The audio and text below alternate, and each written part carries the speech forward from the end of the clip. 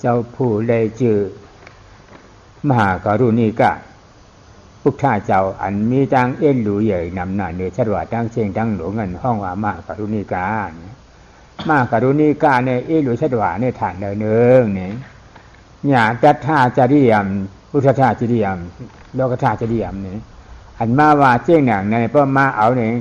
โลกธาจริยมญาติธาพุทธธาจริยมโลกธาจริยมเจียนจะป้านแผ่นปราณีมากในข้าวตาเสียแสงกี่ไปแสงกำบานั่นตาเอาผีฉางตางกวนชดว่าเขาอันเกิดเกียรเจี๊ยบตายออกพ้นมรดเกิดเกียรเจี๊ยบตายในห้องและโลกธาจริยมญาติธาจริยมซ้ำนางคือพระเดียวเอาเจ้จัดเป็นเจ้าเจ้าเป็นเคยเขยก็เขยเป็นกะลาก็กะลาเป็นมานก็มานเป็นไทยก็ไทยเป็นไทยก็ไทยเจ้จัดเป็นเจ้าเจ้าเก่าออกพ้นมรดเพราะว่าเกิดเกียรเจี๊ยบตายนั่นเองนั่นห้องว่างญาติธาจริยมพุทธธาจริยันตินี่พุทธจริยันตินั่นต้านจากโจเจ้าเก่าพ่อหู้หันถึงเชี่ยจ่าฉีเปิงฉีปลาเลยออกพ้นม่วนรอดฉัมสาบุรุคาตรานั่นนี่เป็นที่3พุทธจริยันตินี่ที่1เนี่ยสะดวกจังเฉงที่2ไงเชี่ยจ่าปินจ่าปีน้องเจ้าเก่าที่3นี่มาไว้ที่3ไว้ตัวเจ้าเก่านี่ไว้ตัวเจ้าเก่าเตรียมแต่นั่นอย่างเดียวเดี๋ยวสะดวกออกพ้นม่วนฉัมสาบุรุคานี่นะองค์สมเด็จพระสัมมาสัมพุทธเจ้าที่ทรงอุบัติขึ้นมาในโลกนี้นั้นท่านทรงมีพระมหากรุณาธิคุณเป็นล้นพ้นเพราะว่าพระพุทธเจ้าทุกพระองค์ที่อุบัติขึ้นมาในโลกนั้นสิ่งที่พระองค์ทรงปรารถนาไว้ก็คือการที่จะมาหรือขนเอาสัตว์โลกทั้งหลายให้พ้นจากทุกข์ความเวียนว่ายตายเกิดดังบาลีที่ว่าโลกัตถจริยาคือการมาโปรดโลกโปรดสัตว์โลกทั้งหลายให้พ้นจากทุกข์ความเวียนว่ายตายเกิดเป็นอันดับแรกอันดับสำคัญถัดจากนั้นแล้วก็เป็นญาตถจริยาคือทรงมาโปรดญาติโยมที่เป็นญาติพี่น้องมิตรสหายเพื่อนฝูงผู้ใกล้ชิดทั้งหลายให้ได้รู้ธรรมเห็นธรรมพ้นจากทุกความเวียนว่ายตายเกิดนี่เป็นอันดับที่2อันดับที่3นั้นพุทธสัจจริยันติก็คือทรงมาโปรดตนเองให้พ้นจากทุกความเวียนว่ายตายเกิดดังนั้นพระองค์จึงให้ความสำคัญกับสัตว์โลกทั้งหลายเป็นอันดับ1เอาพระองค์เองนั้นเป็นองค์สุดท้ายเป็นผู้มีความสำคัญในอันดับสุดท้ายดังนี้เพราะว่าเจ้าเฮาด้วยหันแต่เดียวผีโกนทางชัดว่าเขาชัดว่าทั้งเสียงทั้งหลวงโลกออกพ้นมรดฉัมสาราบทุกขันในช้างเจ้าจ่าเจ้าเก่าออกพ้นฉัมสาราบทุกขันในช้างในช่องมิ้วนั่นมันได้จริงมือเปลี่ยนชู้มีถ่าเฮ้เลยพวกทบยาปุถาเจ้าตีแปลงกะลาคิงขาย้ำนั่นเขียนเจ้าเป็นอากาอมหาเป็นมหาฉาวกเจ้าหนึ่งนะเป็นมหาฉาวกเจ้าหนึ่งเป็นนี้อภิญญาณที่เลยเรื่องโลกุตระอภิญญาณสัมมาปาเจโมจานโมมีหนือกองกลางหาดีว่าทิ้งกับกระดิ่งหน้านี่เจ้าห้อมภาพเอาสลักด้วยหันชัดว่าทั้งเสียงทั้งดวงก็อันปิดหูปิดตาให้พวกหันถึงอนัตตาสัพพตรานั่นไม่ให้พวกเกิดมามีมาในฉางเจ้าเจ้าก็เตี้ยนเจ้าก็ให้พวกป่องแจ้งเลี้ยงจะหันถึงอนัตตาสัพพตรานั่นในฉางไงด้วยหันที่ในตัวเจ้าก็หับขามเอาเป็นมากโผนี่ป่านก็เย็นในขามตัวขามมาขาวทั้งเสียงกี่ยิ่งเสียงกำผาถ้าหากว่าพระองค์ทรงเห็นแก่ตัวแล้วเมื่อครั้งที่พระองค์ทรงเป็นฤาษีสุเมธฤาษีนั้นในสมัยของพระพุทธเจ้าทีปังกรพระองค์ก็เพียงแต่บำเพ็ญนะและประพฤติปฏิบัติตามพระพุทธเจ้าทีปังกรก็ย่อมจักสามารถบรรลุธรรมเข้าถึงมรรคผลนิพพานได้ตั้งแต่ตอนนั้นแต่นี่ด้วยพระเมตตาพระกรุณาที่คุณอันยิ่งใหญ่มหาศาลเอ็นดูสัตว์โลกทั้งหลายที่จะต้องทุกข์เวียนว่ายตายเกิดอยู่เอ็นดูหมู่ญาติทั้งหลายที่ยังไม่พบทางที่จะพ้นจากทุกข์เหล่านั้นจึงมาเป็นปณิธานอันแน่วแน่ของพระองค์ ที่จะมาลื้อขนสัตว์โลกเป็นพระพุทธเจ้าองค์ถัดมา องค์ต่อมา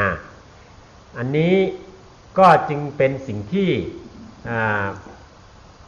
พระองค์ได้ทุกข์ทรมานพระวรกายต่อมาอีก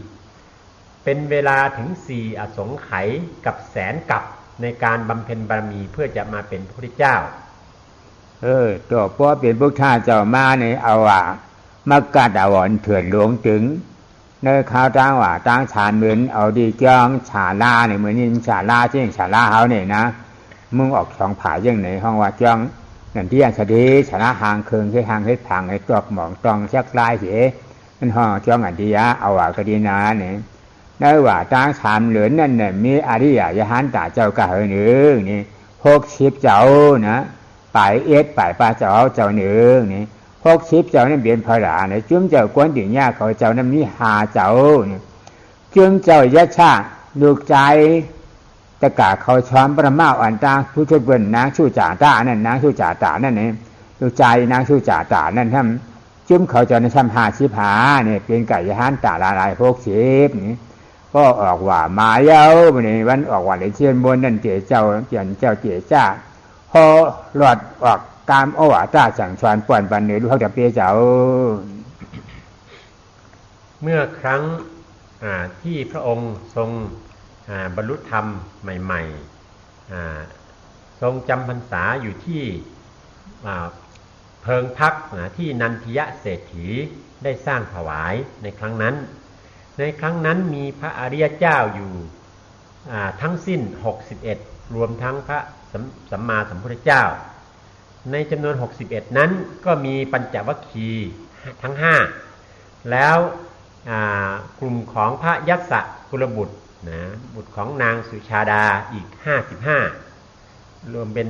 60นะ61รวมทั้งสมเด็จพระสัมมาสัมพุทธเจ้าพอออกหวาแล้ววันออกหวาเรียนชีวิตม้วนนั่นแก่นจ้าช่างป้อนชอนปันในจริงเฮาหากูโก้กูกวนกูเจ้ากูตวนกูป้าเดียวใส่ใจใส่ขอเฉยเลยเฮ้ป้อป่องเจียงเลี้ยงจะดีให้จำกว่านี่ปลูกท่อป้อถียามนี่ข้อ1นะข้อที่2ช่ำมุกโตมอจียามนี่ข้อที่2ข้อที่3ช่ำติงโนตาดิยามนี่มีการ3ข้อเยอะพอออกชบออกปากเจ้าช่างป้อนชวนปันอาริยะเจ้าปันลูกเจ้าทั้งเชียงทั้งหลวงทีนี้เมื่อถึงวันออกพรรษาเมื่อวันเดือนเพ็ญนั้นพระองค์ก็ได้ทรงตรัสสอนแก่ภิกษุทั้ง60รูปซึ่งเป็นข้อความที่พระคุณเจ้าทั้งหลายและญาติโยมทั้งหลายควรจะได้พิจารณามันเป็นข้อความที่มีความสำคัญมากต่อพระพุทธศาสนาในการต่อมาที่พระองค์ตรัสนั้นพระองค์ตรัสว่าพุทโธโพธิยังเป็นอันที่1มุตโตโมจิยังเป็นอันที่2ทินโนทาเรยังเป็นอันที่3ในการ3ข้อในเกเจ้าฮ้อวันนี้ชีวิตม้วน1สั่งป้อนชวนปันท่องว่าปัทมาโอวาตาการสั่งป้อนชวนปันอ่อนตังชุดเปิดนี่ปุกทอนี่ตุกข้าเชจ่าฉัมมุติอาเชจ่านิโรธาเชจ่ามักกะเชจ่าฉีเปิงฉีป้านั้นหู้เหยาหมอเหยาหันเหยาได้เหยาเนี่ยมีฉีเหยานะหู้เหยาหันเหยาหู้เหยาหมอเหยาหันเหยาได้เหยามีตราฉีเปิงฉีป้าได้จึงเฮาก็ฮู้หมู่หนังในเสียวเนี่ยจึงนางหือตะกาเปียจี้เข้าช้อมพักช้อมโอจ่าหาราอารันดูด้านพาเหลืองสั่งการเข้าช้อมจ้องอย่าเฮานั่นตีหู้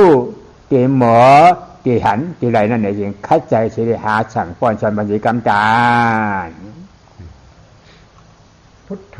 โพธิยังมีความหมายว่าอริยสัจทั้ง4นั้นเราทั้งหลายได้รู้แล้วเราทำเป็นแล้วเราเห็นแล้วเราได้ถึงแล้วทำอย่างไรที่จะทำให้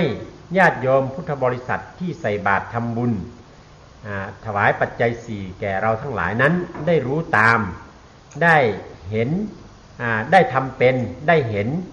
ได้ถึง อันนั้นเป็นกิจที่เราทั้งหลายพึงควรกระทำอย่างนี้ใน การฉางป่วนชวนบันขอนในการฉางป่วนชวนลาดในปัญอริยเจ้าตั้ง60เนี่ยเมื่อยามพ้องอย่างในผู้รู้จักน่ะมีชาวผู้รู้จักมีในพระเป็นอย่างดีว่าเที่ยงหลาเนี่ยทุกข้าเชจ่าฉัมโมกะเชจ่านี่เหรอถ้าอย่างมากกะเชจ่าฉีเปิงฉีปานาน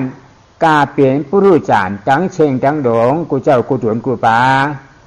ไปหู้ไปหมอไปหันไปอะไรนั่นเนี่ยจริงให้ปอหู้ปอหมอปอหันปออะไรนั่นคัดใจปลาใจพาคอเฉยขามจุกขาตุกเนี่ยเลยขามเจี๊ยบขามจ้างเฉยให้ปอหันให้ปอไหลให้ปอหู้ให้ปอหมอให้ปอหันให้ปอไหลสีกำตาเนี่ยนะที่กล่าวมาเมื่อกี้นั้นความที่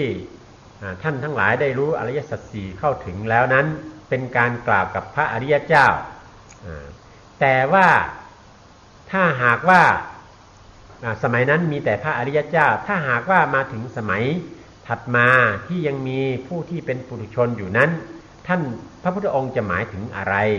พระพุทธองค์จะหมายถึงว่าอันอริยสัจทั้งสี่คือทุกข์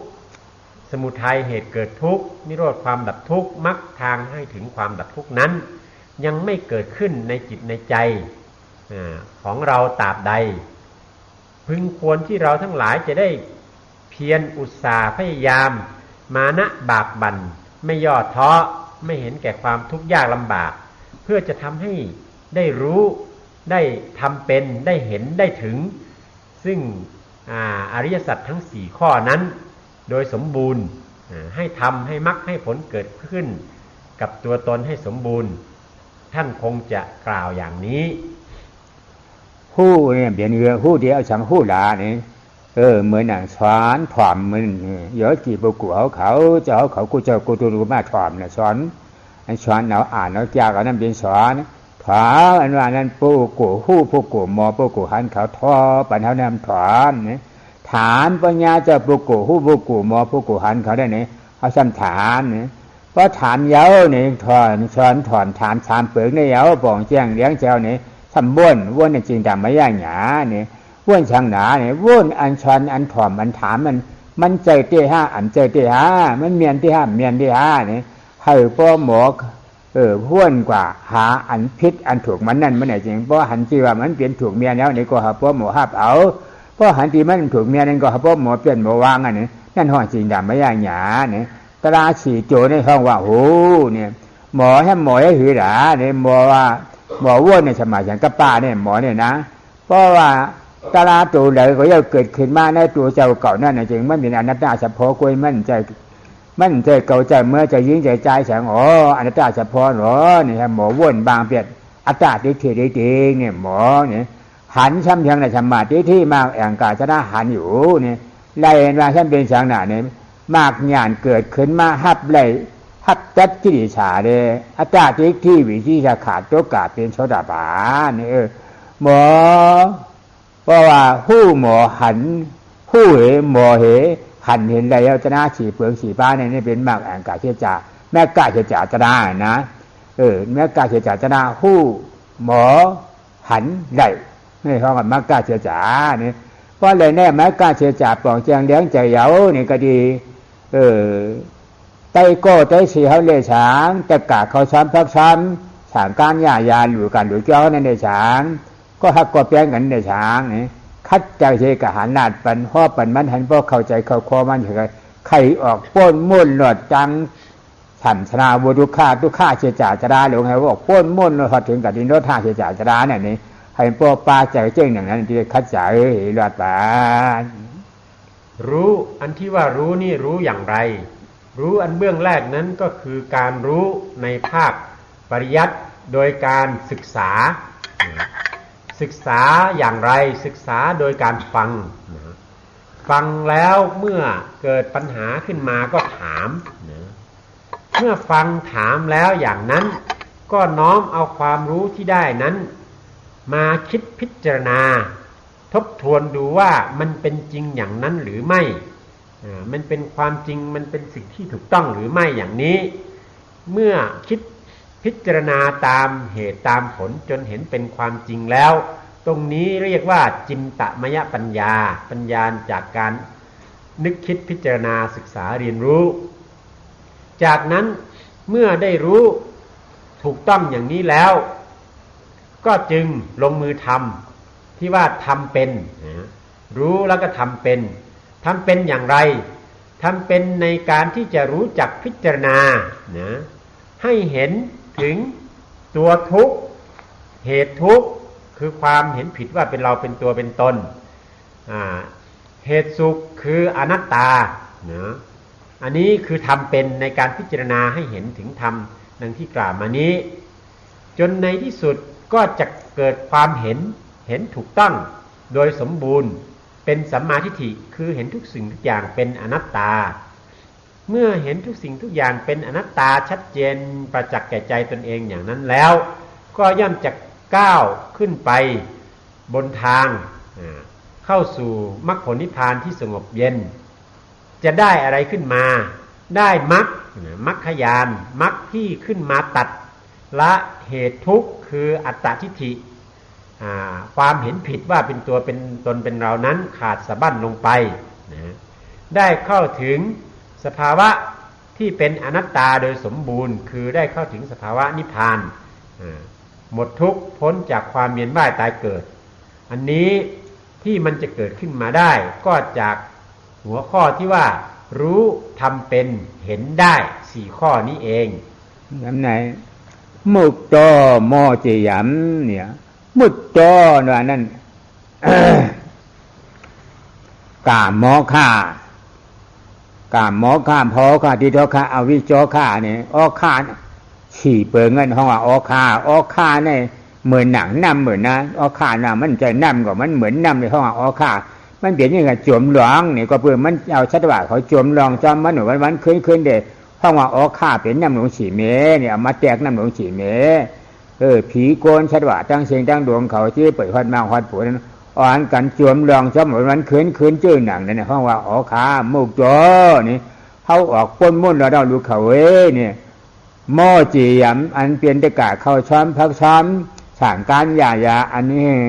เฮ็ดบุญยาวิจาเขาขอทั้งเชียงทั้งดวงกันเขาโปออกป้นมุ่นหลอดเจียงหนังเขานั่นเนี่ยจริงกะหาคัดใจดาดปันห่อปันติ๊กจ้าเนี่ยว่าห่อปันอริยะเจ้าเขาชื่อหนังไหนเมื่อกี้นั้นเมื่อได้รู้ถึงอริยสัจสี่ทั้งหมดดังที่ว่าแล้วทำยังไงที่จะให้ญาติโยมศรัทธาพุทธบริษัทที่ถวายปัจจัย4ข้าวของเครื่องบริโภคต่างๆจักได้รู้ตามอันนี้เป็นกิจภาระที่เราทั้งหลายพึงกระทำอันถัดมานั้นมุตโตโมจิยังมุตโตในที่นี้คือความที่ได้ข้ามพ้นจากมหาสมุทรทั้ง4คือกามโอคะภวะโอคะทิฏฐิโอคะอวิชชาโอคะ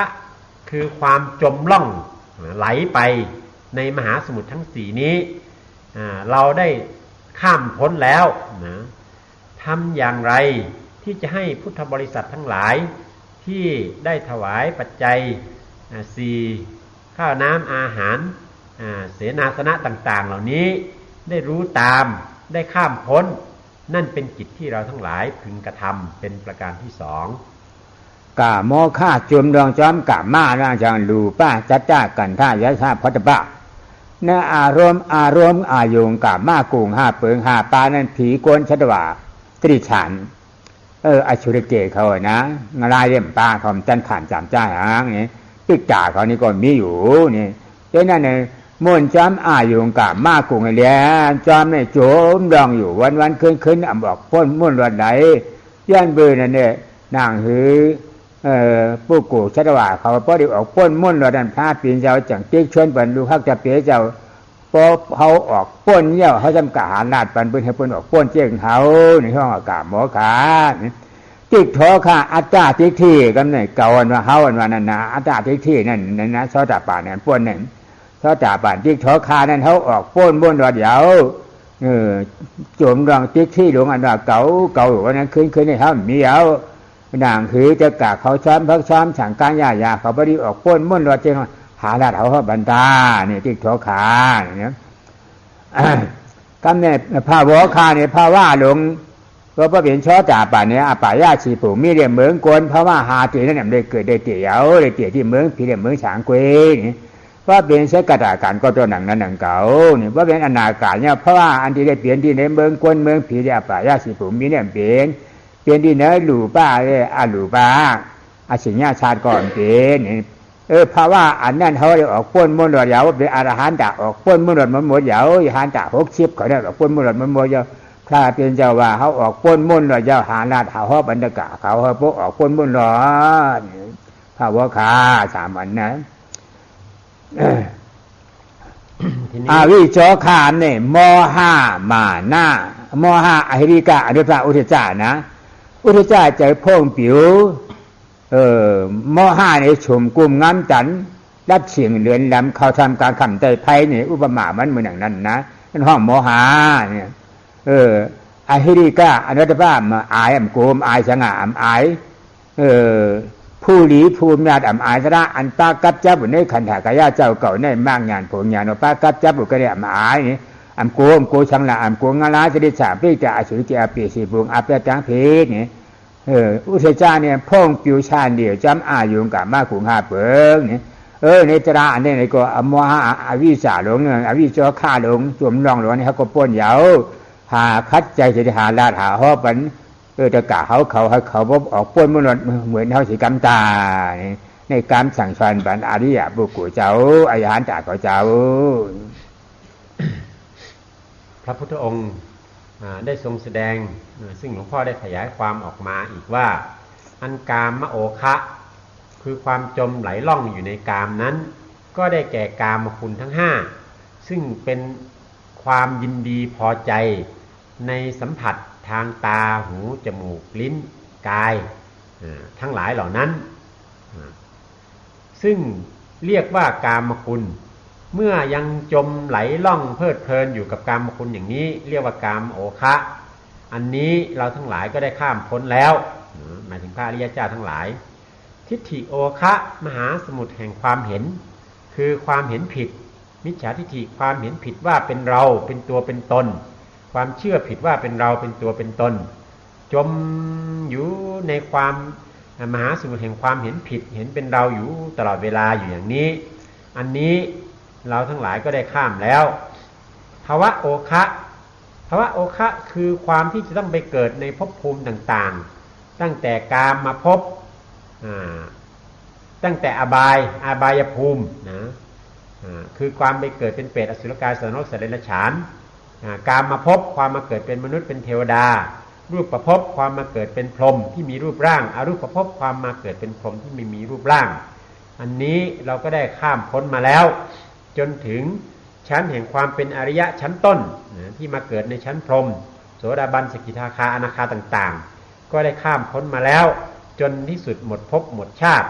ภวะโอคะมหาสมุทรแห่งความเวียนว่ายตายเกิดในภพภูมิต่างๆนี้ก็สิ้นไปแล้วอวิชชาโอคะคือมหาสมุทรแห่งความโง่ความมืดบอดความไม่รู้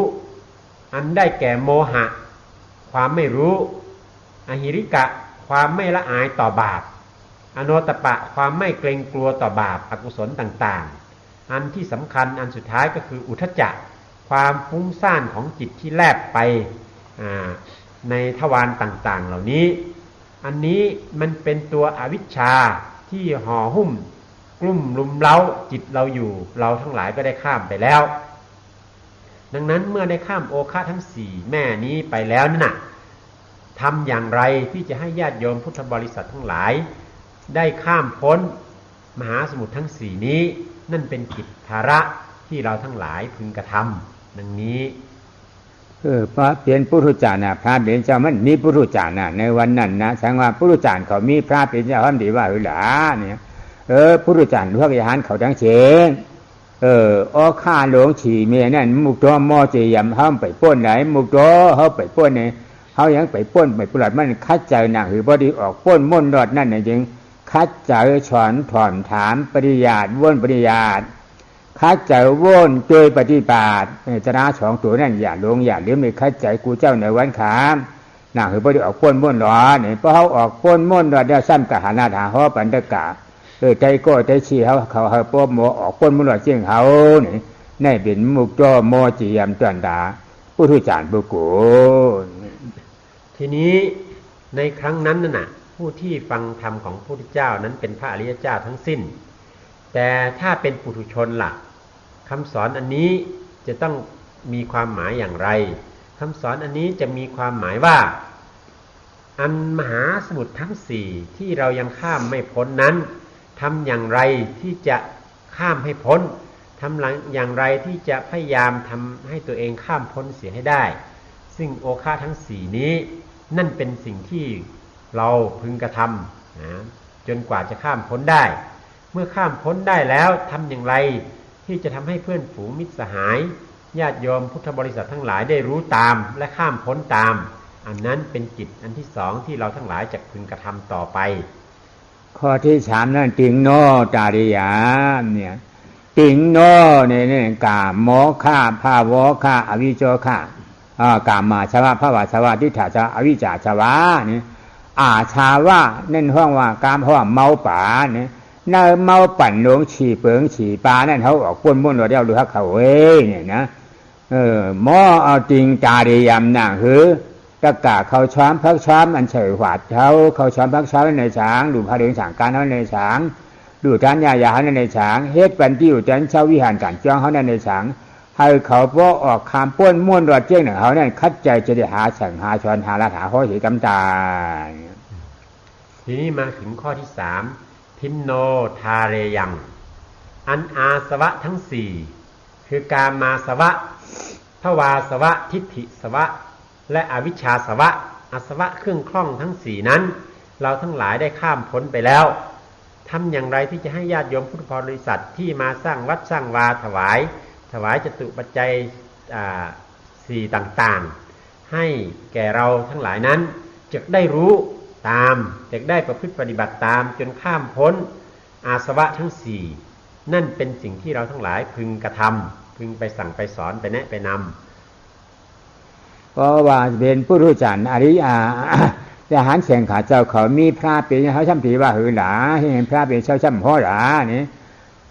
ห้อมไปป้นไปออกไปรอดนั่นเองยิงหนักหือตีออกตีป้นตีม้วนตีรอดมันเลยชาวว่าเมาปั่นหลวงฉี่เบิงนั่นเองมาให้พอออกป้นม้วนรอดได้ในข้าใจฉอนถอมถามว่นข้าใจว่นวางโดยหันอนัตตาสัพโพนี่ปริยาได้ปฏิปัติตราสองเปิงผมมีปริยาเราข้าใจปฏิปัตินั่นน่ะหนูข้าใจห้าวแห้งๆน่ะสิเป็นมันโมติปีนี่เพราะปฏิปัตินั่นน่ะมันเปลี่ยนผลปฏิเวทาเนี่ยปฏิเวทานั่นได้ได้เฮ็ดช่างห่างปองมันอดุมันได้เกิดขึ้นมาหางมันโกยนี่ถ้าเป็นเจ้าเด็กชนเนี่ยที่ชวนปฏิปัตินะเพราะชนถอนถามหมอวนหมอเยาบ่ได้จริง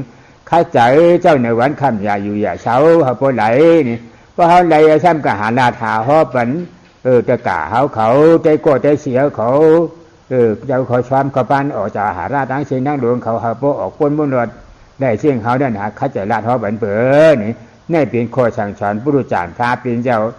อำนาจป่าให้อำนาจป่ามันมีผู้รู้จักทีนี้ถ้าเป็นปุถุชนล่ะ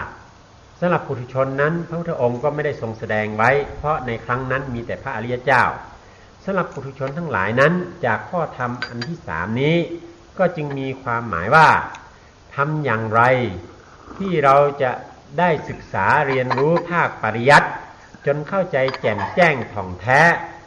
จนสามารถลงมือประพฤติปฏิบัติได้อย่างถูกต้องเมื่อปริยัติถูกต้องปฏิบัติถูกต้องแล้วปฏิเวทะความที่ได้ถึงความพ้นจากอาสวะทั้งสี่นี้ได้บังเกิดขึ้นโดยสมบูรณ์แก่จิตแก่ใจของเราเองอันนั้นเป็นสิ่งที่ผู้เป็นปุถุชนทั้งหลายพึงขวนขวายกระทำเมื่อขวนขวายกระทำแล้วได้ข้ามพ้นอาสวะทั้งสี่แล้ว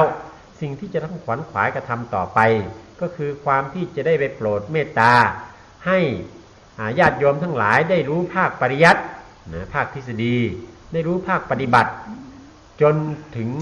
ความเข้าถึงปฏิเวทะคือผลแห่งการปฏิบัตินั้น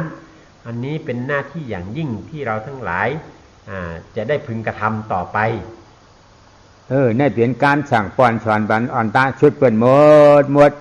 ถ้าเป็นจะเขาได้ว่าหนึ่งว่าออกว่าเรียนชีวิตมนมาเยาออกว่าเยาในจึงเพราะราชปัญญาหารตาเจ้าเขาอันมีอยู่60นั่น1เจ้า1ป้าให้กว่า1ผ่า1จางเสด็จหาราธาเขาปันตกะเขาให้เขาออกป้นม่วนรัดได้ออกม่วนรัดเจียงเขาขามป้นเจียงเขาสีการนี่สั่งป้อนชนปัญญาเขา60นั่นเหี่ยวในจึงเรือนชีวิตรองคำมาในผ่ายานกันกว่าก็หูก็จางพระเป็นเจ้าก็เข้าหาเถินหลวงอุรุเวยแล้วก็จะปาอันนี้ก็คือคำที่สมเด็จพระสัมมาสัมพุทธเจ้าได้ตรัสบอกแก่พระอริยเจ้าทั้ง60รูปนั้นให้ได้ทราบได้รู้ถึงข้อวัดและหน้าที่อันจะต้องพึงปฏิบัติแล้วเมื่อเป็นอย่างนั้นพอถึงวันแรม1 ค่ำเดือน11หลังจากออกพรรษา1 วันพระภิกษุทั้งหลายพระพุทธองค์ก็ให้ไปในทิศต่างๆไม่ให้ซ้ำกันในแต่ละทิศแต่ละทางหนึ่งให้ไปองค์เดียวเพื่อจะได้ไปเผยแพร่ธรรมดังที่พระองค์ได้ตรัสไว้นี้ส่วนตัวสมเด็จพระสัมมาสัมพุทธเจ้านั้นก็ได้ทรงเสด็จไปยังป่าอิสิปตนมฤคทายวันในเกียนเจ้า เพหันแป๊บขวัดเนี่ยเพราะการไทยใหญ่นะเพเนี่ยเจ้าเพเตียนสมาฉันกับมาเพเตือนมาเองก็ไม่หย่องปอที่นั่นนะสมาฉันกับมาวนว่ามันเป็นอนัตตาขันธ์ที่หูตัวปาที่นี่เป็นอนัตตาดิกๆอันไหนเกิดขึ้นมาเป็นอนัตตาดิกๆนี่เพเนี่ยหานเกียนเจ้าหันถึงว่ามันเป็นอนัตตาอยู่เนี่ยเป็นแม่กาเสียจ๋าตรา2ตัวนี่หาเนี่ยแจ๊ดเนี่ยมากเกิดขึ้นมาเนี่ยมาเกิดขึ้นมาหอเนี่ยจะหอถึงอรหัตถะปุญญาเนี่ยเป็นสมาสัมพุทธเจ้านี่เจ้าป่องแจ้งแดงใจฮุบไหลมาทางชาแจ้งแดงตราฉีเปลืองนี่อ่ำเดียนพีเดียนช้างเดียนกวนก็หลานี่เพหันแจบพอดเขาโกรธหนักหรือบ่ดีได้เพหันแจบพอดเจียงมันจนเขาจะเพติ๊กเพราะเพติ๊กเนี่ยหันเนี่ยมันดีหันมากล้วยมันเพราะหันแล้วก็ไม่ได้แจบกล้วยมันเพราะแจบแล้วหอดกว่ามันดีหอดกล้วยมันอันสำคัญน่ะใช่ไหมนั่นเพทีนี้จากเรื่องที่เล่ามาดังกล่าวนี้ เมื่อมาสรุปลงมาเป็นคำที่สามารถจะจำได้ง่ายนั้นก็คือการเจริญเห็นตัดถึงเจริญนี่หมายถึงว่าการเจริญปัญญานั่นเองการเจริญปัญญาพิจารณาค้นคว้าเข้าไปจนเห็นความจริงคือเห็นอนัตตานั้นก็คือตัวเจริญซึ่งสมเด็จพระสัมมาสัมพุทธเจ้าพระองค์ได้ทรงเจริญมาตลอดพระชนชีพของพระองค์ในเบื้องต้นนั้นจนในที่สุดก็ได้เห็นเมื่อเจริญปัญญาพิจารณาค้นคว้าหาอย่างนั้นก็ได้เห็นได้เห็นธรรมนั่นเองได้เห็นอนัตตานั่นเองเมื่อเห็นธรรมเห็นอนัตตาแล้วมรรคญาณผลกัลยานก็เกิดขึ้นมาตัดทำลายกิเลสทั้งหลายดับสิ้นขาดไปหมดได้ถึงความเป็นสัมมาสัมพุทธเจ้าเมื่อตัดเมื่อมีมรรคเกิดขึ้นมาตัดแล้วก็ได้ถึงผลญาณหรือนิพพานที่สงบเย็นเป็นสัมมาสัมพุทธเจ้าโดยสมบูรณ์อันนี้คือสิ่งที่จำได้ง่ายๆคือการเจริญเจริญแล้วก็จะเห็นแล้วก็จะตัดแล้วก็จะถึงมรรคถึงผลนั่นเองเพเนี่ยมีไว้ช่องเพนะเพนางภาวนาได้มันมีช่องภาวนาเพราะเขากระป๋องว่าภาวนาได้เขาก็เอาเข้าใจป่องแจ้งเลี้ยงใจภาวนาอันลานในอันตั้งชุดยามเดี๋ยวนี่เป็นเพหันแจ๊บพอดในห้องว่าวิปัสสนาภาวนาเนี่ยทำมีมาแทงตั้งหลังวิปัสสนาภาวนาเนี่ยทำมีสามถะภาวนาเนี่ยสามถะภาวนาร่างสมาธิตั้งสตินะสมาธิเนี่ยเป็นสามถะนะสติเนี่ยเป็นภาวนาตราช่องตัวเนี่ยมาห่มกันห้องสามถะภาวนาเนี่ยไปสามถะภาวนาเนี่ยมันเป็นอย่างเป็นของโลกีนี่ถ้าเป็นเจ้าเพในข่าวจาง6 ปีเนี่ยเพอยู่อัมพันธ์นะป้อมพันในก้อมจางหือแจ๊บพี่เดชาป้อมจางหือแจ๊บนี่ก็มากฝนน้ำจางหือหอนี่เพอยู่อัมพันธ์เนี่ยนะอัมตัดได้อัมพันธ์ไหลนี่ในข่าวจาง6 ปีทีนี้ในเรื่องของการเจริญที่หลวงพ่อบอกว่าแพร่นั่นคือการเจริญให้มากขึ้นนั่นเองในเรื่องของการเจริญคือการเจริญภาวนานั้นมีอยู่2 อย่างอย่างแรก ที่เจริญปัญญาที่เรียกว่าเจริญปัญญานั้นเรียกว่าวิปัสสนาภาวนาอันนี้ก็ได้แก่การเจริญเห็นตัดถึง4ข้อนี้เองนะนี่เป็นตัวเจริญวิปัสสนาภาวนาอย่างที่สองนั้นเรียกว่าสมถภาวนาอันตัวสมถะเน้นแปลว่าสมาธิตัวภาวนาตัวนั้นคือตัวสติถ้าหากว่ามาเจริญสติแล้วก็จะได้สมาธิเป็นผลอันนี้เรียกว่าสมถภาวนามีผลต่างกันในการทำภาวนาทั้งสองอย่างนี้สมถภาวนามันเปลี่ยนอย่างคือไว้นะเพเนี่ยนะเพหนิมเนี่ยเพหนิมหุบเนี่ยไล่เนี่ยมีชาม4ข้อไงเพเนี่ยเอาสังจะมารีบเขาก็ให้จองจอมออกก็ให้จอมเขายาวออกยาวเจี๊ยบก็ให้จองจอมเจี๊ยบยาวเจี๊ยบยาวเจี๊ยบยาวนี่เปียบก็ให้จองจอมเบียบยาวเบียบยาวนี่ป้อปองก็ให้จองหาพอจองจอมปองยาวนี่ยุบหนอพองหนอเข่าหนอออกหนอปุกโทปุกเข่าโทออกทำเข่าโมออกฉังเข่าโคออกจ้ากาเช่นนั้นเนี่ยนั่นห้องสติเนี่ยนะกว่าเยาวยางเยาไปเยากินเยานอนเยามันจ้ากาในห้องสติเนี่ยเพนะเพนิมเนี่ยมันหันนะนิมเอาใจเนี่ยเป็นอัปปนาสมาธิที่ได้นิมมันจริงอยู่นั่งก็เลยเป็นเสีย6 7อยู่มองก็มอง10มองนี่ก็เย็นอยู่สีฉันก็เหมือนกวนนอนหลับนั่นนิมเนี่ยฮบนี่ฮบอย่างนี้ฮบเลยอัปปนาเนี่ยอัปปนานั่นเนี่ยอภิญญาที่จ้างมวยหมิ่นจานขึ้นหนีก้อนกลางหามอลำน้ำลำไฟกันนั่นห้างอัปปนาสมาธิเนี่ยไล่ทั้งนั้นเลยโลกีสัมมาปาจาเนี่ยเหมือนอย่างอาลาราติวิราชชีเขานะเนี่ยนี่ห้างว่าชามัทธาภาวนาในพระปีนเจ้าเขาอ่ำฮอนะมันคือกัดจับกำผ่ามาในพระปีนเจ้าขึ้นมาลาจอมหอยทางหลังอันช่วงจำกำผ่ามีมานั่นกูเองทีนี้ในเรื่องของสมถภาวนาในการเจริญสมถภาวนานั้นก็คือตัวเจริญสตินั่นเองที่มีการกำหนดบริกรรมตามลมหายใจเข้าออกพุทโธพุทโธพองหนอยุบหนอต่างๆเหล่านี้หรือการสวดมนต์ท่องบนคาถาอะไรต่างๆเหล่านี้นี่คือการเจริญการบริกรรมการกำหนดต่างๆเมื่อเจริญอย่างนั้นบริกรรมต่างๆอย่างนั้นแล้วก็จะได้ความนิ่งเป็นสมาธิขึ้นมาเป็นบริกรรมภาวนาเมื่อได้ความนิ่งขึ้นมาแล้วสิ่งที่จะเกิดตามมาคือพบอะไรพบนิมิตต่างๆตามขั้นตอนนะเป็นอุคหานิมิตปฏิภาคนิมิตต่างๆเหล่านั้นเมื่อพบนิมิตต่างๆแล้วจิตนิ่งสนิทนิ่งละเอียดขึ้นอยู่กับองค์นิมิตต่างๆแล้วก็จะได้อะไรได้อัปปนาฌานได้โลกียฌานสมาบัติต่างๆอันนี้ก็จะเป็นผลของสมถภาวนาสมถภาวนาได้ให้ปองแจ้งเลี้ยงใจเนาะเพหนิมจังมันหนุนนะโฮบไหลโฮบยังโฮบอัปปนาโฮบบริกรรมมานะมีอบาบริภาการนะมีไหลทั้งไหลโลกีฌานสัมมาปาเนี่ยในอยู่กับเวจังอันพระเป็นเจ้าในการสมถะจังโมได้มีไว้40ใน40ใน30ปลาย6กันเป็นตราอันคือกับจับกำผ่ามาจะมีพระเป็นเจ้าไปปออสุภา10 ปากระแชง10 ปานะอนุสติเนี่ยมีกับอนุสตินี่6 ปานะ6 ปา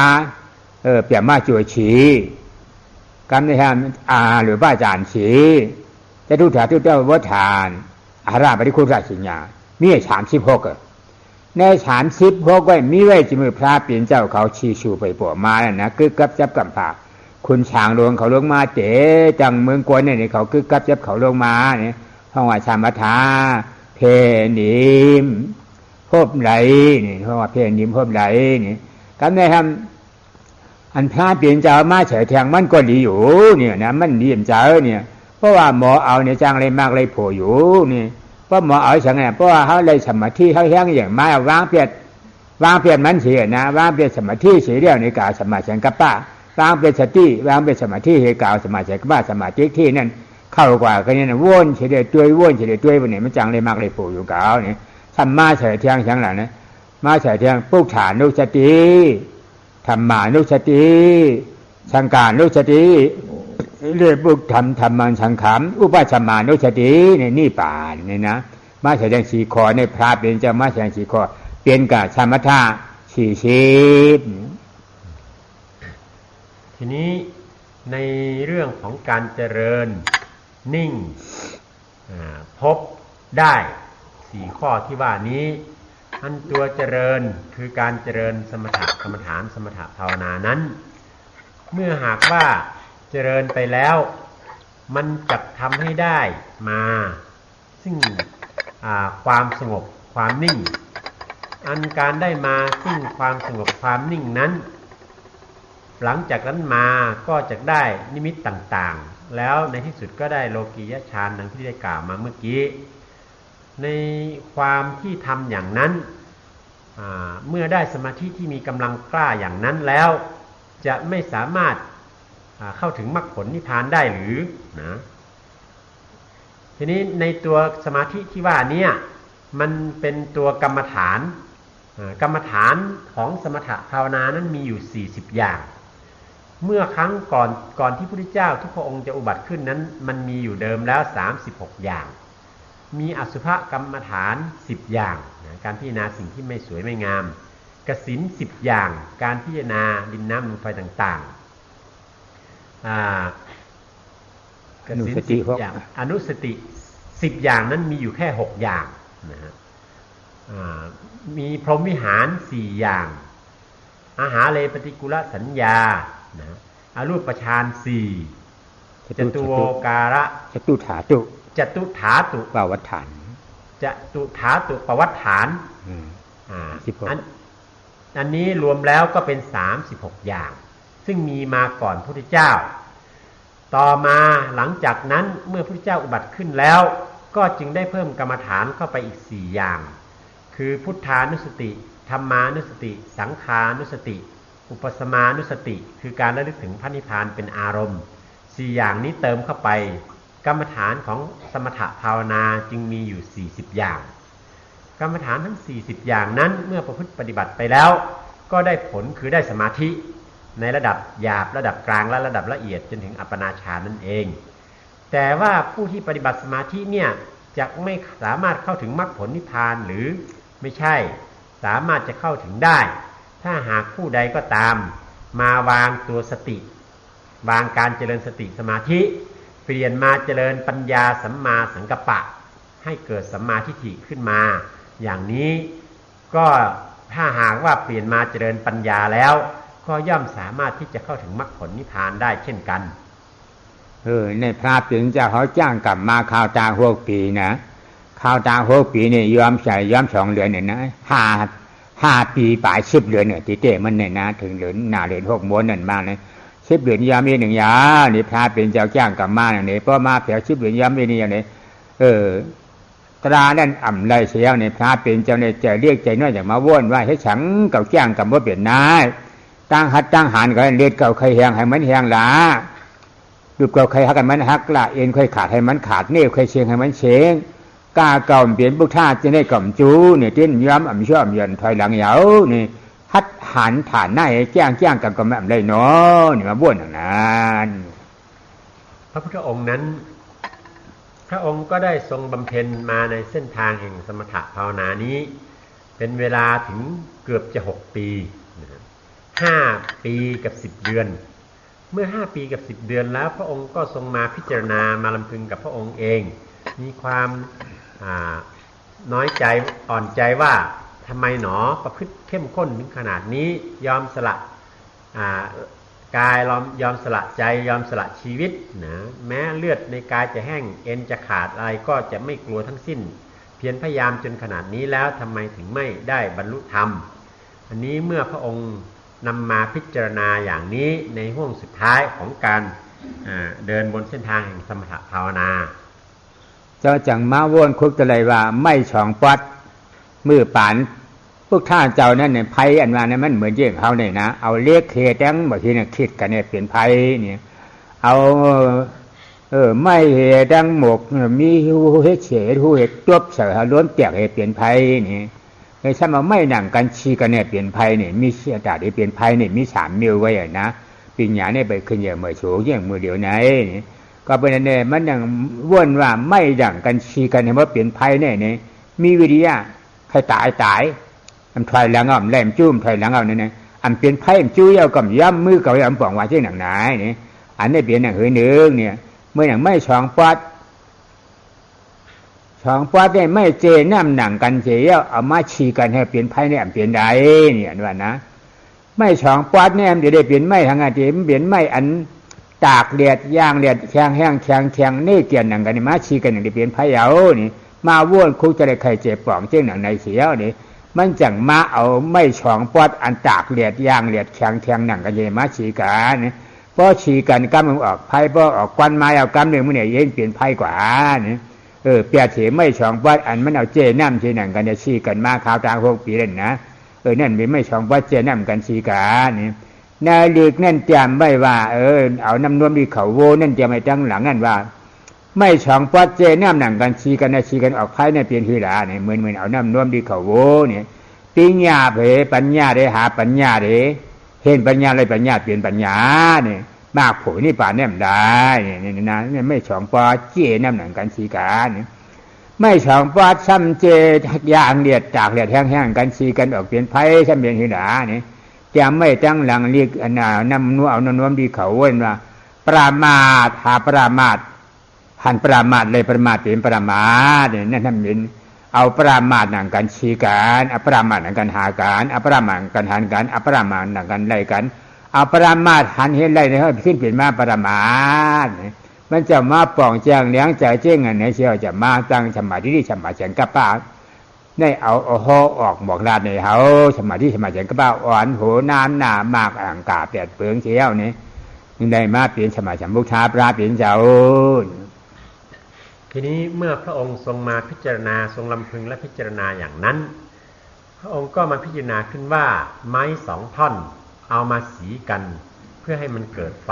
เนาะถ้าหากมีความเพียรมีวิริยะอุตสาหะเอามาสีกันให้แรงๆจริงๆมันก็จะเกิดไฟได้แต่ว่าไม้2 ท่อนที่จะเอามาสีกันนั้นถ้ามันเป็นไม้เปียกไม้แช่น้ำเปียกอยู่ทั้ง2 ท่อนแล้วเอามาสีกันอันความที่มันจะเกิดไฟนั้นมันย่อมเป็นไปไม่ได้เป็นไปโดยยากยิ่งนักแต่ว่าถ้าเอาไม้2 ท่อนตากให้แห้งย่างแดดให้แห้งดีๆแล้วเอามาสีกันด้วยความภาคเพียรวิริยะอุตสาหะไม่ช้าไม่นานมันก็จะเกิดควันเมื่อเกิดควันแล้วมันก็จะลุกเป็นไฟขึ้นมาอันนี้ก็ดุจเดียวกันพระองค์ได้พิจารณาอย่างนั้นความจริงมีความแยบคายในเรื่องที่พิจารณาลึกกว่านั้นลงไปอีกหน่อยแต่หลวงพ่อเอาสั้นๆเพื่อให้สอดคล้องกับที่บันทึกไว้หลังหนังสือพระองค์ก็ได้ใช้ปัญญาพิจารณาเห็นอย่างนั้นแล้วพระองค์ก็เอาไม้2 ท่อนย่างแดดให้แห้งแล้วมาสีกันในที่สุดก็ลุกเป็นไฟคือได้บรรลุถึงมรรคผลนิพพานเป็นสัมมาสัมพุทธเจ้าอันนี้ก็ได้แสดงไว้ในหนังสือที่ได้แจกไปกับทุกท่านการรีดนมจากเขาวัวการรีดนมจากเขาวัวนั้นมันก็เปรียบเหมือนกับคนที่เอาไม้เปียกๆ2 อันมาสีกันซึ่งถ้าพูดอีกอันนั้นก็เขียนไว้ข้างหลังว่าเอาบัญญัติมาหาบัญญัติก็จะเห็นบัญญัติได้บัญญัติเป็นบัญญัติเอาไม้เปียกสีกันมันก็จะไม่ลุกเป็นไฟแต่มันจะได้อย่างอื่นแทนคือได้สมาธิได้สมถะได้อัปปนาฌานต่างๆเหล่านั้นแทนนี่เป็นเรื่องบัญญัติเอาปรมัตถ์มาหาปรมัตถ์ก็จะเห็นปรมัตถ์ได้ปรมัตถ์เป็นปรมัตถ์นั้นคือการรู้จักเอานมที่เขาวัวเพราะว่าธรรมทั้งหลายทั้งปวงนี่มันเป็นปรมัตถ์เมื่อเอาปรมัตถ์คือปัญญาเนี่ยมาค้นหาปรมัตถ์คือนิพพานความดับเย็นนั้นมันก็ย่อมจะเห็นกันได้ซึ่งก็เปรียบเหมือนกับการเอาไม้แห้งๆ2 อันมาสีกันในที่สุดมันก็จะเกิดไฟขึ้นมานี่คือตัวความหมายของการเอาปรมัตถ์มาหาปรมัตถ์มันก็จะเห็นปรมัตถ์ได้ปรมัตถ์เป็นปรมัตถ์อย่างนี้พระพุทธเจ้าก็ได้ทรงเดินบนเส้นทางอันนี้ ได้ทรงเดินบนเส้นทางแห่งปัญญาสัมมาทิฏฐิสัมมาสังกัปปะคือตัวพิจารณาแล้วก็เห็นความจริงพิจารณาแล้วก็เห็นความจริงลึกเข้าไปตามลำดับจนถึงที่สุดเห็นอนัตตาเข้าถึงมรรคผลนิพพานที่สงบเย็นเมื่อพระองค์ได้เข้าถึงด้วยวิธีการอันนี้วิธีการอันใช้ปัญญามรรคสองตัวสัมมาทิฏฐิสัมมาสังกัปปะมานำหน้ามรรคที่เหลือทั้งหมดเข้าสู่มรรคผลนิพพานแล้วพระองค์ก็นำเอาความรู้อันนี้มาสั่งสอนต่อแก่พุทธบริษัทพุทธสาวกทั้งหลายให้ได้รู้ตามแล้วก็ได้บรรลุถึงธรรมถึงความสงบเย็นตามพระองค์เป็นจำนวนมากอันนี้ก็คือสิ่งที่พุทธเจ้าได้ทรงประพฤติปฏิบัติค้นพบและนำมาสั่งสอนเพียงสัมมาสัมพุทธะเนี่ยกามไทยก็ว่าสัมมาสัมพุทธะกามมารก็ว่าจำสัมมาสัมพุทธะกวนในกัมผากวนขึ้นเลยก็อย่าว่าสัมมาสัมพุทธะเฉยๆเนี่ยสัมมาสัมพุทธะเนี่ยจำหนังกามเผยกามมันนี่กัมมาสัมพุทธะนั่นเป็นกามกวนเมืองอยากจะจุกามสังฆเลศกามมังคทานี่ในช่องมังคทาได้นั่งสังฆเลศที่เขาห้องเปิงการกว่ากันอีกเสียงฆเลศในจังเมืองไทยยิบเสียงฆเลศกามน้ำกามมังคทากามเจ๋จังเมืองมาในชำยิบกามมังคทากามอยากจะจุกามน้ำนี่ภิกขุในห้องเป็นกามเป็นกาเนี่ยเป็นกามมังคทานี่ภิกษุนี่ทำเป็นกามเหมือนกามแสงฆเลศนี่เป็นบอกว่าอันเดียวกันนั่นกาเนี่ยสัมมาสัมพุทธะในตรงนั้นสัมมานั้นคำปองช้างเนี่ยสัมมาติฏฐาติเนี่ยปุชติที่สัมมาสัมพุทโธนี่นะสัมมาเนี่ยเอาสัมมาทิฏฐิสัมมาสังกัปปะสัมมาทิฏฐิหารสัมมาสังกัปปะวนฉังหน้าหารฉังหน้าหารอนัตตาวนฉังหน้าวนนวลเป็นอนัตตาอันหารอยู่นี่เป็นอนัตตาเนี่ยนะอันสัมมาทิฏฐิหารอยู่นี่เป็นอนัตตาสัมมาสังกัปปะในห้องว่าสัมมาทิฏฐาตินี่รับตาเฉลียวหลอมเกิดขึ้นมาแต่ตาเจ้าเหยาเนี่ยปุชติที่นี่กาเปลี่ยนทุกข้าเชื่อจ่าแต่มุขเที่ยเชื่อจ่านิโรธาจ่าไม่กล้าเชื่อจ่าฉีเปิงฉีป้าจ้ากาตราทั้งเชียงทั้งหลวงจีรันก่อดวงเลี้ยงป่องแจงเลี้ยงแต่มาโมดเหยานี่ก็ปื้นนั้นเนี่ยจี้เจ้าจะห้องว่าสัมมาสัมพุทธะเนี่ยสัมมาสัมพุทธะเนี่ยห้องจอมสัมมาทิฏฐิสัมมาสังกัปปะพุทธะในห้องจอมอันหันเทียงเชื่อจ่าฉีป้าเอาสัมมาทิฏฐิเชื่อหันหนึ่งทุกข้าเชื่อจ่าแต่มุขเที่ยเชื่อจ่านิโรธาไม่กล้าเชื่อจ่าเย้าตัวยันทำเป็นช่างเป็นอรหัตถะโผทีนี้อันคำว่าสัมมาสัมพุทธะสัมมาสัมพุทธะนั่นน่ะตัวแรกนั่นน่ะสำคัญ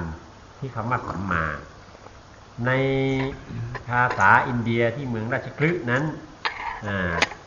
มีการนิยมใช้นะในสมัยนั้นมีภาษาสันสกฤตและภาษาบาลีเนาะอย่างภิกขุกับภิกษุเนี่ยอันหนึ่งเป็นสันสกฤตอันหนึ่งเป็นบาลีเนาะแต่มีความหมายอันเดียวกัน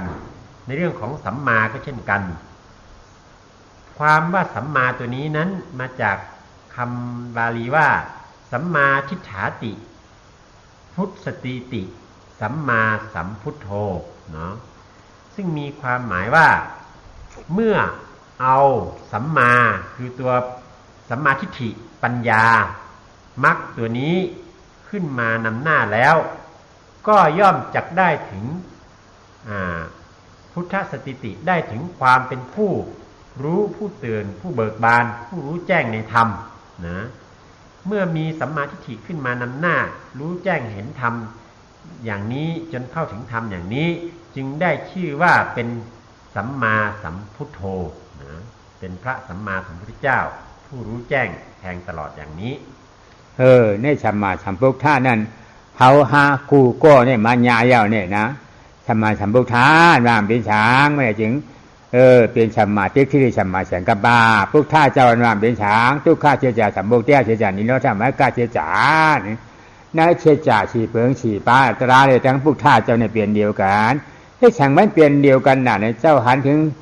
ตราฉีเปิงฉีป้าเนี่ยเจ้าจังดีเลยมาพุทธะนั่นนะเพราะว่าหันถึงฉีเปิงฉีป้าเนี่ยพุทธะอันว่าอันเจ้าช่างมาลาเนี่ยเพราะหันฉีเปิงฉีป้าเนี่ยก็กับเป็นธรรมดังเสียงดังดงเนี่ยป่องแจ้งเลี้ยงใจพิมพ์ในลานก้มในลานเกิดขึ้นมาจอมกันดังนั้นตัวความหมายโดยรวมของสัมมาสัมพุทธะสัมมาสัมพุทโธนั้นก็คือตัวปัญญาสัมมาทิฏฐิสัมมาสังกัปปะปัญญามรรคสองตัวนี้เองนี่คือตัวสัมมาตัวพุทธ สัมพุทธะหรือพุทธะที่ว่านี้พุทโธที่ว่านี้ก็คือตัวอริยสัจทั้ง4นั่นเองเมื่อเอาปัญญามรรคทั้ง2ตัวมาเจริญแล้วก็ย่อมจะได้เห็นสัจจะทั้ง4คือ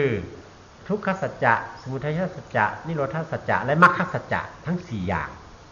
เมื่อรู้ถึงอริยสัจทั้ง4โดยแจ้งแทงตลอดจนได้รับผลนั้นจึงได้ความเป็นพุทโธหรือพุทธะขึ้นมาว่าโดยสรุปก็คือปัญญาสัมมาทิฏฐิสัมมาสังกัปปะเกิดขึ้นมาแล้วก็จะได้ความเป็นพุทโธนะคือผู้รู้อริยสัจทั้ง4และเข้าถึงนิโรธะความสุขเย็นเพราะว่าอัมโหทบญาชานะอันนี้มันเปลี่ยนเรื่องคือดวงไหวหลานี่พอมีเจื้อพันเม็ดเข้าเม็ดงานนะจ้ากาตั้งเชียงตั้งหลวงจังนั้นเนอว่าญาชาชนะนี่เอากับปืนนือหมักหินแคบลงก็เป็นหมักหินดวงไหวเอาปืนกับพวกเนื้อหมักหินให้มันออกเปลี่ยนต้วนกุยกวนงาต้วนเข้ามานี่อันเปลี่ยนไหนเนี่ยนะเพราะมาหดทบญาชานะนี่ฉันเปลี่ยนหิวไหวหลานี่เอาหดทบญาลิ้นปุ่งลิ้นหลายวานเสียเนี่ยจริงเอาเจ้เข้าเจ้กุยเจ้งาในกับปืนนี่มันได้ออกเปลี่ยนต้วนเปลี่ยนตัวมาอยู่เนี่ยมือหนังนั้นอันความที่ได้มาเกิดพบพระพุทธศาสนากับไม่ได้เกิดพบพุทธศาสนานั้นมันมีอุปมาที่เราสามารถจะเข้าใจได้ง่ายว่าถ้าหากว่าเราเกิดมาไม่พบพระพุทธศาสนาก็เหมือนกับเม็ดถั่วเม็ดงาเม็ดฝ้ายเม็ดข้าวทั้งหลายที่เอาไปหว่านลงบนก้อนหินหว่านลงบนแผ่นหินมันจะงอกเงยขึ้นมาจนออกดอกออกผลนั้นมันย่อมเป็นสิ่งที่เป็นไปไม่ได้แต่ในทางตรงกันข้ามถ้าหากว่าเม็ดถั่วเม็ดงาเม็ดฝ้ายเม็ดข้าวเหล่านี้เมื่อได้ไปพบกับดินที่ดีอุดมสมบูรณ์มีฝนตกลงมาแล้วมันก็ย่อมจะงอกเงยให้ผลให้เม็ดขึ้นมาเปรียบเหมือนผู้ที่ได้เกิดมามีโอกาสได้พบพระพุทธศาสนาคือได้มาศึกษาข้อธรรมคำสอนต่างๆจนเข้าใจและได้ประพฤติปฏิบัติตามนั่นแหละเรียกชื่อว่าเป็นผู้ได้เกิดมาพบพุทธศาสนาก็ย่อมจะงอกเงยเจริญขึ้นในศาสนาจนถึงความสุขเย็นในที่สุดศาสนานั่นก็มันเป็นคำบาลีไว้นะศาสนานั้นมันเป็นจางหู้ก็ตีเต้มันนั่นนะศาสนาเนี่ยเรื่องสีจางหู้เนี่ยมันมีเฉียงเทียงนะจางหู้ทั้งเชียงทั้งดวงในหู้เฉียงนะสอนถอนถามหู้ในปริยัติศาสนานะว่นตัวอันตัวเลยอันว่นหู้ตราสองตัวเนี่ยว่นหู้ตัวหู้นั่นว่นตัวหู้เป็นสมาธิที่ว่นหู้นั่นเป็นสมาธิกับบ้าตราสองตัวเนี่ยเป็นปริปาศาสนาเนี่ยมากได้ผลเกิดขึ้นมาได้ทำเป็นปริวิทาศาสนาเนี่ยศาสนาคำพระเปลี่ยนเจ้าวันนั้นเปลี่ยนจางหู้ฉามเปิงไว้นะปริญาหูปริปาหูปริวิทาหูฉามเปิงไว้ปริญาญาณปริปาญาณปริวิทาญาณทีนี้คำว่าศาสนาเนี่ยถ้าจะเอาความหมายที่แท้จริงนะศาสนาตัวนี้ก็หมายถึงความรู้นั่นเองความรู้เราแปลกันว่าคำสอนก็มีแต่ศาสนานี่แปลว่าความรู้อย่างไร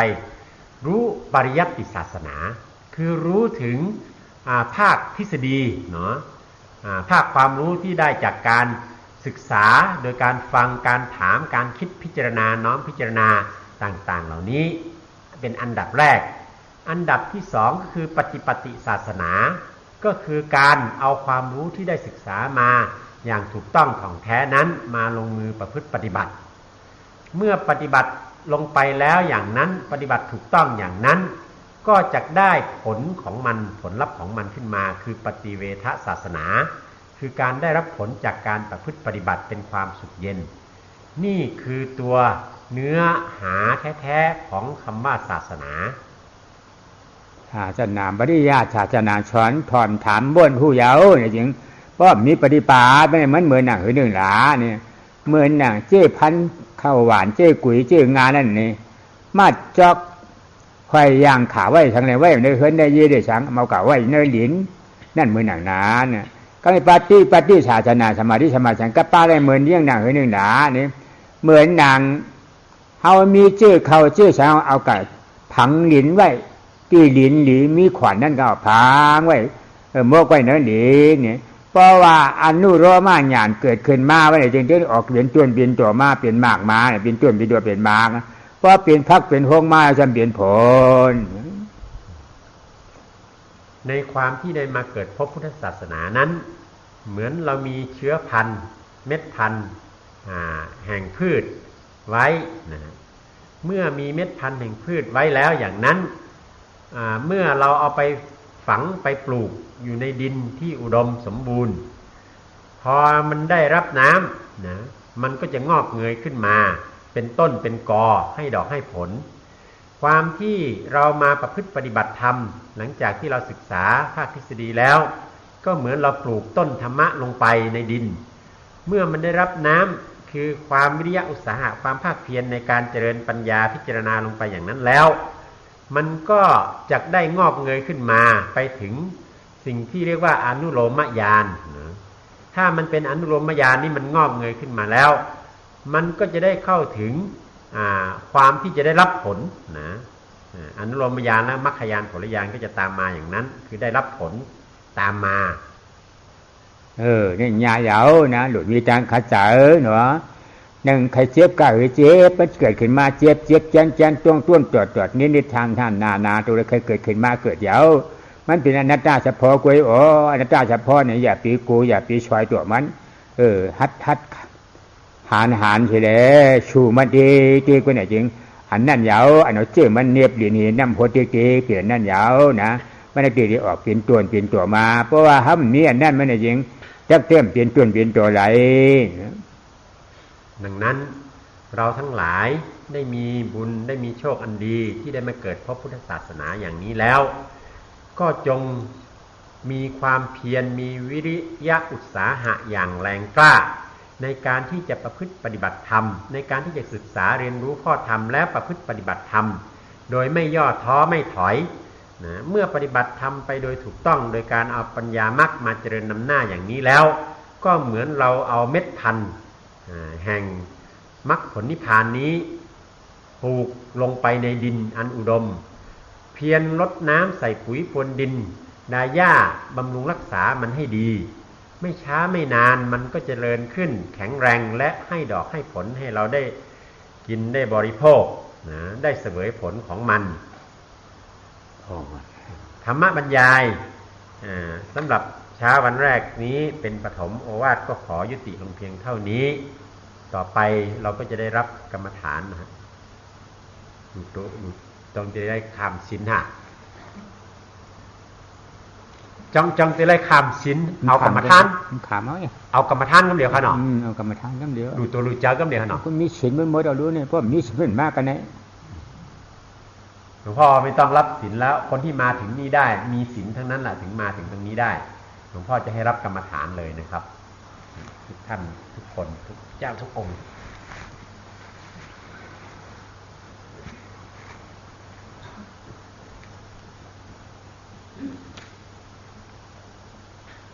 ตั้งเสียงฟังกัน